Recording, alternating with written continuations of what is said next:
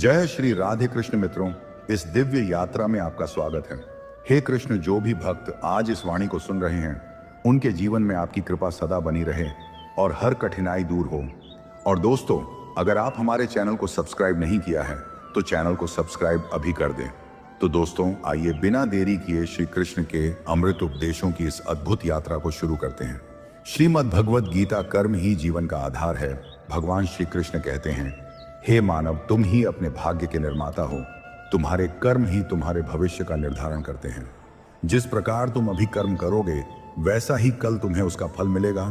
हम अगर इस बात को समझ लें कि हम अपने भाग्य के कारीगर हैं तो शायद हम हर कदम सोच समझकर उठाएंगे, क्योंकि हर कर्म का एक परिणाम होता है। कभी कभी पाप का फल तुरंत नहीं मिलता, क्योंकि कई बार पाप कर्म करने के बाद भी इंसान को कोई सजा नहीं मिलती, बल्कि वह और अधिक फलता फूलता दिखता है। तब लगता है कि भगवान ने उसे माफ कर दिया, लेकिन सच यह है कि भगवान का एक विशेष विधान है। इसलिए यह समझना जरूरी है कि कर्म का फल नहीं मिलने का मतलब यह नहीं कि उसका परिणाम नहीं होगा। वह निश्चित है पश्चाताप और प्रायश्चित। यदि गलती से कोई बुरा कर्म हो गया हो तो सबसे पहले उसका पश्चाताप करें। श्री कृष्ण कहते हैं, जो इंसान अपने बुरे कर्म पर सच्चे दिल से पछताता है और आगे कभी ना करने का संकल्प लेता है, उसका कुछ दंड क्षमा हो सकता है। उपवास, प्रार्थना और सत्संग। श्री कृष्ण कहते हैं, जो मनुष्य सत्संग करता है, साधु जनों की संगति में रहता है, वह अपने जीवन को सुधार सकता है। उसके पुराने पाप भी धीरे धीरे नष्ट होने लगते हैं। सत्संग आत्मा की औषधि है। जैसे रोगी औषधि लेकर ठीक होता है, वैसे ही सत्संग से आत्मा शुद्ध होती है।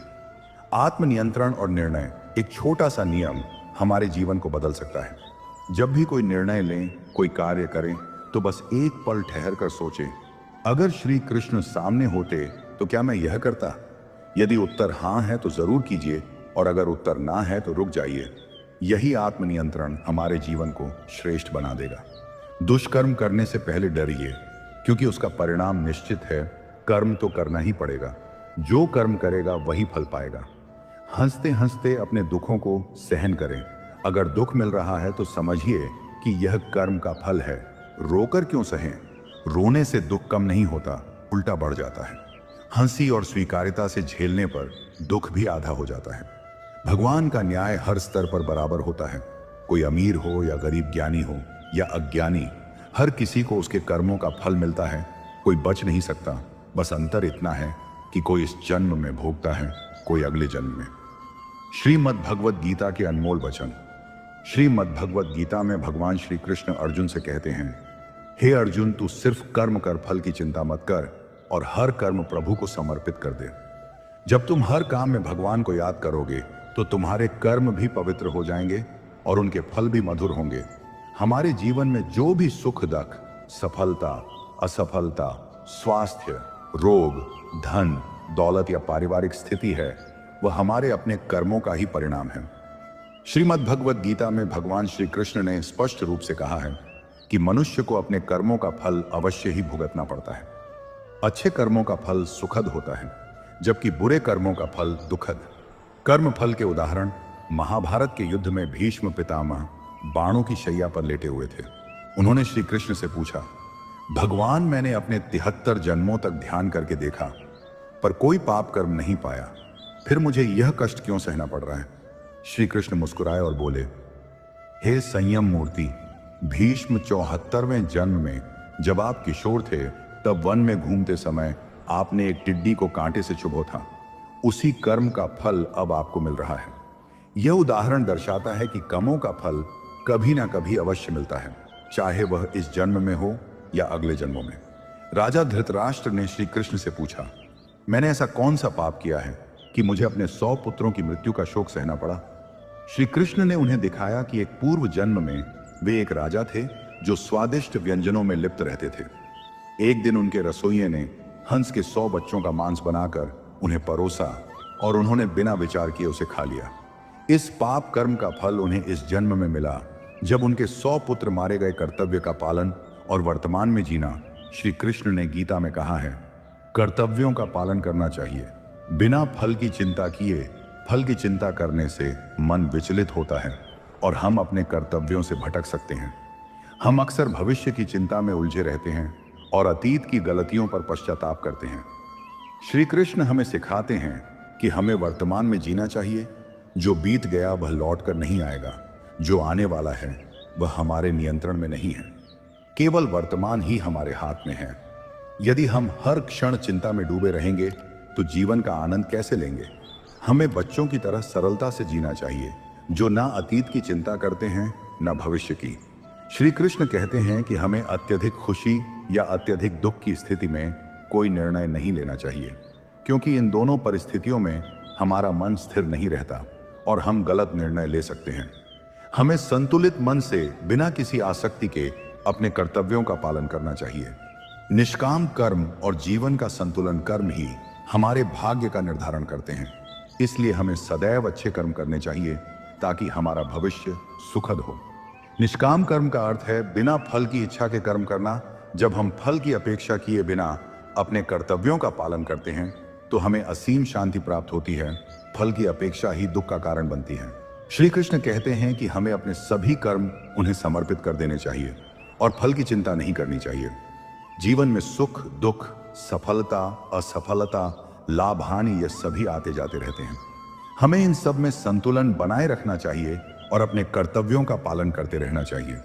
सुख दुख समे कृत्वा लाभा लाभो जया जयो, अर्थात सुख दुख लाभ हानि, जय पराजय को समान समझकर अपने कर्तव्यों का पालन करो। कर्मों का फल और क्षमा। दोस्तों, जीवन में जो कुछ भी हमें मिलता है, चाहे वह दौलत हो, खुशियां हो, सफलता हो या एक सुखी परिवार, ये सब हमारे अच्छे कर्मों का ही फल होता है। और जब हमें दुख, बीमारियां, तकलीफें या जीवन में परेशानियां झेलनी पड़ती हैं तो वह भी हमारे ही किए हुए बुरे कर्मों का परिणाम होता है। हम अक्सर सोचते हैं कि हमने किसी के साथ बुरा नहीं किया, फिर हमारे साथ बुरा क्यों हो रहा है? लेकिन सच तो यह है कि जो कर्म हमने पिछले जन्मों में किए हैं उनका फल हमें इस जीवन में मिल सकता है। कभी कभी यह फल आने में समय लगता है, लेकिन वह आता जरूर है। महाभारत में जब भीष्म पितामह बाणों की शैया पर पड़े थे, तब उन्होंने श्री कृष्ण से पूछा, भगवान, मैंने तो आज तक किसी के साथ कोई बुरा कर्म नहीं किया, फिर भी मुझे यह पीड़ा क्यों झेलनी पड़ रही है? श्री कृष्ण मुस्कुराए और बोले, हे भीष्म, तुमने अपने 73 जन्मों तक देखा, लेकिन 74वें जन्म में जब तुम एक बालक थे और जंगल में घूम रहे थे, तब तुमने एक पत्ते पर बैठी एक टिड्डी को कांटे से चुभो था। उसे एक छोटे से कर्म का फल आज मिल रहा है। कर्म का फल कई गुना बढ़कर लौटता है। 6 साल में 2 गुना, 12 साल में 4 गुना, 18 साल में 8 गुना और 24 साल में 16 गुना।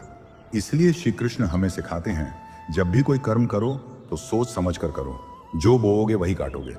धृतराष्ट्र ने भी श्री कृष्ण से पूछा, भगवान, मैंने ऐसा क्या किया था कि मुझे अपने 100 पुत्रों की मृत्यु का दुख झेलना पड़ा? मैंने पिछले 100 जन्मों तक देखा पर कुछ भी ऐसा नहीं किया। तब श्री कृष्ण ने उन्हें अपनी दिव्य दृष्टि से 100 पहले जन्म की एक घटना दिखाई। तुम एक राजा थे और स्वादिष्ट भोजन में मग्न रहते थे। तुम्हारा रसोइया एक बार हंस के 100 बच्चों का मांस बनाकर ले आया। तुमने वह सब खा लिया और इनाम भी दिया। तुम स्वाद में अंधे हो गए थे, इसीलिए इस जन्म में तुम्हें आंखों से अंधा बनाया गया और हंस के बच्चों को खाने का फल 100 पुत्रों की मृत्यु के रूप में मिला। हमारे लिए सबसे जरूरी बात है अच्छे कर्म करना। किसी का दिल मत दुखाओ, किसी के साथ अन्याय मत करो।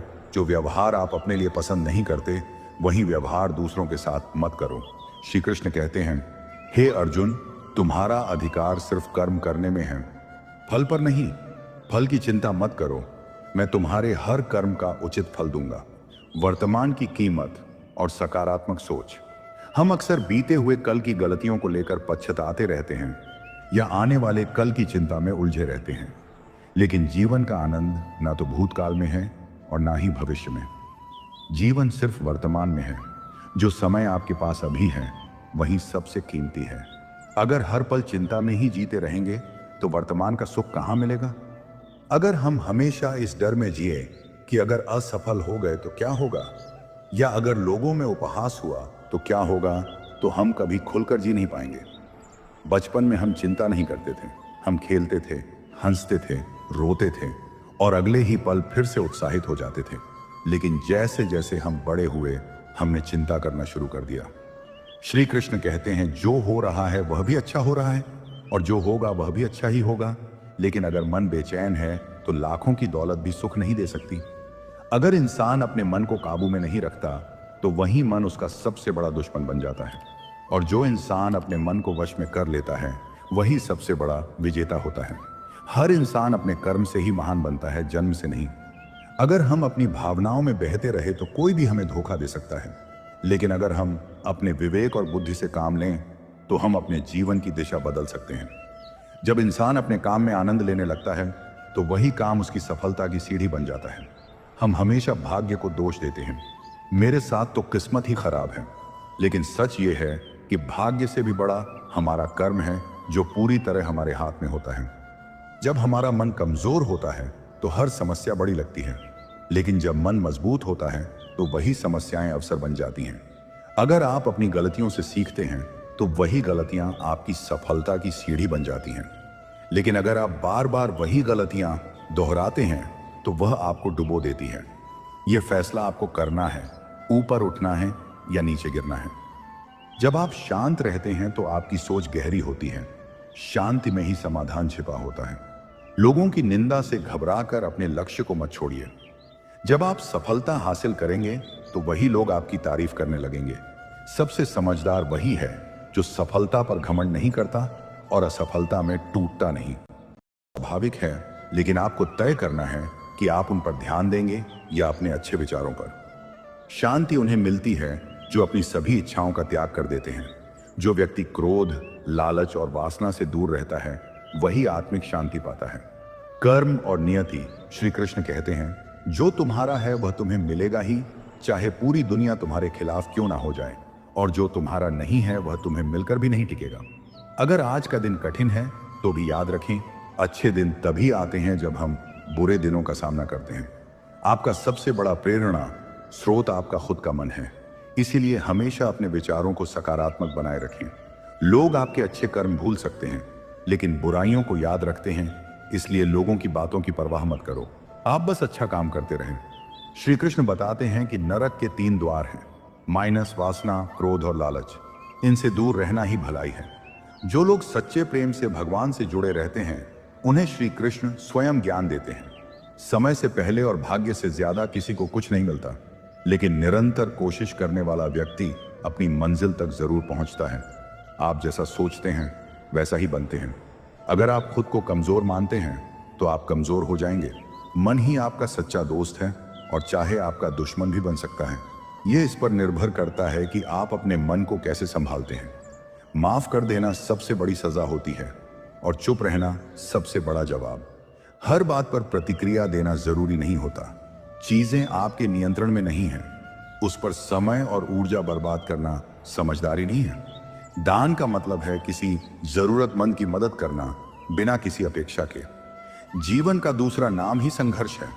जैसे आग सोने को परखती है वैसे ही मुश्किलें एक बहादुर इंसान को परखती हैं। घमंड नहीं करना चाहिए कि हमें किसी की जरूरत नहीं पड़ेगी, और यह भ्रम भी नहीं रखना चाहिए कि सबको हमारी जरूरत है। सच्ची दोस्ती वह होती है जो दुख को आधा और सुख को दोगुना कर देती है।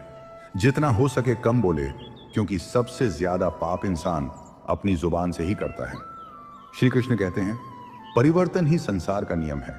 समय के साथ सब कुछ बदलता है तो हमें भी लचीलापन रखना चाहिए। इस दुनिया में अक्सर लोग सोचते हैं कि उन्हें सबसे ज्यादा क्या चाहिए, पैसा, शोहरत या किसी की मोहब्बत। लेकिन अगर हम गहराई से सोचे तो सबसे जरूरी चीज होती है मन की शांति। अगर कोई तुम्हें धोखा दे दे तो दुखी मत हो, बस इतना समझ लो कि वह व्यक्ति तुम्हारे काबिल नहीं था और तुम्हें उसके जाने का दुख नहीं, उसके झूठ का एहसास है। हर रिश्ता समय की कसौटी पर खरा नहीं उतरता। कुछ लोग सिर्फ साथ होते हैं पर साथ देने वाले नहीं होते। श्री कृष्ण ने गीता में अर्जुन से कहा था, हे पार्थ, तुम फल की चिंता मत करो, अपना कर्म करते रहो। यह बात आज भी उतनी ही सच है। जीवन में जो हुआ वह ठीक हुआ, जो हो रहा है वह भी ठीक है, और जो होगा वह भी अच्छे के लिए ही होगा। याद रखो, अच्छे दिनों के लिए बुरे दिनों से लड़ना पड़ता है। आपकी सबसे बड़ी ताकत आपके अपने विचार हैं, इसलिए हमेशा सकारात्मक सोचो और आगे बढ़ते रहो। लोग अक्सर अच्छे काम भूल जाते हैं लेकिन बुरी बातें याद रखते हैं। फिर भी आप अच्छे कर्म करते रहो, क्योंकि भगवान सब देखता है। गीता में कहा गया है, वासना, क्रोध और लोभ नरक के 3 द्वार हैं, और जो मुझसे प्रेम करते हैं मैं उन्हें सच्चा ज्ञान देता हूं। समय से पहले और भाग्य से ज्यादा किसी को कुछ नहीं मिलता। आप जैसा सोचते हो वैसा ही बनते हो, और माफ कर देना सबसे बड़ी सजा। जो चीज आपके हाथ में नहीं है उस पर समय और ऊर्जा मत गवाओ, और जो दान बिना किसी स्वार्थ के किया जाए वही सच्चा दान होता है। जीवन का दूसरा नाम है संघर्ष। जिस तरह आग सोने को परखती है, वैसे ही कठिनाई एक बहादुर इंसान को परखती है। कभी यह घमंड मत करना कि तुम्हें किसी की जरूरत नहीं पड़ेगी, और यह भी भ्रम मत पालो कि सबको तुम्हारी जरूरत है। जो मन की मदद करो, पर बदले की उम्मीद मत रखो, क्योंकि सेवा का असली मूल्य ईश्वर देता है। जैसे समुद्र को पार करने के लिए नाव की जरूरत होती है, वैसे ही स्वर्ग तक पहुंचने के लिए सत्य जरूरी है। सच्ची दोस्ती दुख को कम और सुख को बढ़ा देती है। और जितना हो सके खामोश रहो, क्योंकि सबसे ज्यादा गलती इंसान अपनी जबान से ही करता है। समय का नियम है, सब कुछ बदलता है, इसलिए बीते समय पर पछताना छोड़ दो और आने वाले समय को गले लगाओ। आरुष की कहानी आत्मविश्वास और कर्म की शक्ति। एक घने जंगल के किनारे एक छोटा सा गांव था। वहां के लोग अपनी जिंदगी में मस्त रहते थे, लेकिन उनके दिलों में एक खालीपन था। उस गांव में एक लड़का पैदा हुआ, आश। उसका बचपन संघर्षों से भरा था। मां उसे जन्म देते ही चल बसी, और पिता का कोई पता नहीं था। गांव के लोग उसे अजीब नजरों से देखते थे। कोई उसके साथ नहीं खेलता। वह अकेले ही अपने ख्यालों में डूबा रहता। लेकिन आरुष की आंखों में एक दिन बीतते गए, और धीरे धीरे आरुष बड़ा हुआ। एक दिन गांव में एक साधु आए। उन्होंने आरुष की आंखों में कुछ खास देखा। वे बोले, बेटा, तेरे अंदर अपार शक्ति है, लेकिन तू तब तक सफल नहीं हो सकता जब तक तू खुद पर पूरा विश्वास नहीं करता। यह सुनकर आरुष की सोच बदल गई। उसने साधु से गीता के कुछ श्लोक सीखे और समझा कि जीवन में सबसे जरूरी है आत्मविश्वास और कर्म। वह गांव लौट आया और लोगों की मदद करने लगा। जो बच्चे उसे कभी तंग करते थे, अब उसके दोस्त बन गए। गांव के बड़े बुजुर्ग भी उसकी समझदारी देखकर हैरान थे। कुछ सालों में आरुष गांव का सबसे सम्मानित युवक बन गया। लोग उसकी बातें सुनने लगे, उससे सलाह लेने लगे। आरुष ने सिखाया, दुख सबको होते हैं, फर्क सिर्फ इतना है कि कुछ लोग दुखों में टूट जाते हैं और कुछ लोग उनसे सीखते हैं और आगे बढ़ते हैं। हमारे जीवन में ऐसे कई पल आते हैं जब हम खुद को अकेला, कमजोर और बेबस महसूस करते हैं। लगता है जैसे यह दुनिया हमें समझने के लिए बनी ही नहीं है। लेकिन ऐसे ही पलों में हमारे भीतर की असली शक्ति सामने आती है। आज की यह कहानी है एक ऐसे ही लड़के की जिसका नाम था आरुष। आरुष एक छोटे से गांव में रहता था जो एक घने जंगल के किनारे बसा हुआ था। उसका बचपन बहुत कठिन था। उसकी माँ उसे जन्म देते ही दुनिया से चली गई थी, और उसके पिता कहाँ थे कोई नहीं जानता था। गांव के लोग कहते थे कि वह किसी बुरी किस्मत के कारण खो गया। आरुष अकेले ही बड़ा हुआ, कोई दोस्त नहीं, कोई सहारा नहीं। गांव के बाकी बच्चे उसके साथ नहीं खेलते थे। सब उसे अजीब समझते थे और उसके पास आने से कतराते थे। वह दिन भर चुपचाप रहता और कई बार जंगल की ओर चला जाता। वहां उसे शांति मिलती थी। वहां कोई सवाल नहीं करता, कोई ताने नहीं मारता। वहां वह खुद से बातें करता, अपने सपनों को समझने की कोशिश करता। पर उसके मन में हमेशा एक सवाल रहता, क्या मैं इस दुनिया का हिस्सा नहीं हूं? लोग उसे नजरअंदाज करते थे, जैसे वह दिखाई ही नहीं देता। लेकिन उसके दिल के भीतर एक रोशनी थी, एक आंतरिक विश्वास जो उसे बार बार कहता, तू किसी बड़ी चीज के लिए पैदा हुआ है। एक दिन जब वह जंगल में घूम रहा था, उसे एक पुराना मंदिर दिखा। वह मंदिर सुनसान था, लेकिन वहां एक बूढ़ा साधु बैठा था। साधु की आंखों में ऐसी चमक थी जैसे वह किसी रहस्य को जानता हो। साधु ने मुस्कुराकर पूछा, तू अकेला क्यों रहता है बेटे? आरुष चुप रहा। उसने कभी किसी को अपनी बात नहीं बताई थी। साधु फिर बोला, तू जानता है तेरे अंदर बहुत शक्ति है, पर तू उसे पहचान नहीं पा रहा। आरुष थोड़ा चौंका। शक्ति? कैसी शक्ति? साधु ने कहा, भाग्य एक नदी की तरह है। अगर तू उसके साथ बहना सीखे तो वह तुझे आगे ले जाएगी, लेकिन अगर तू उसका विरोध करेगा तो वही नदी तुझे डुबो देगी। ये शब्द आरुष के दिल में उतर गए। उस दिन के बाद आरुष ने एक फैसला लिया। अब वह अपने भाग्य से नहीं भागेगा, बल्कि उसका सामना करेगा। वह रोज मंदिर के पास जाता, साधु से बातें करता और खुद को तैयार करता। शुरू में बहुत मुश्किलें आई। जंगल में रातें डरावनी होती थी। अकेलापन, भूख और डर सब एक साथ उसके मन पर हमला करते थे। लेकिन हर सुबह वह खुद से कहता, मैं हार नहीं मानूंगा। वो धीरे धीरे खुद को बदलने लगा। वह पत्थरों पर ध्यान करता, पेड़ों से बात करता, खुद से सवाल करता और जवाब भी खुद ही ढूंढता। एक दिन गांव में बहुत बड़ा संकट आया। कई महीनों से बारिश नहीं हुई थी। खेत सूख गए, लोग भूखे मरने लगे। गांव वाले परेशान हो गए। वे मंदिरों में पूजा करने लगे, लेकिन कुछ भी फायदा नहीं हुआ। तब गांव के बुजुर्गों ने कहा, है किसी ऐसे की जरूरत है जो अलग सोचता हो, जिसके अंदर कुछ विशेष हो। किसी ने आरुष का नाम लिया। पहले तो लोग हंसे, वह जो हमेशा अकेला रहता है। लेकिन फिर सबको याद आया कि कैसे वह हर दिन नियम से जंगल जाता था और कभी हार नहीं मानता था।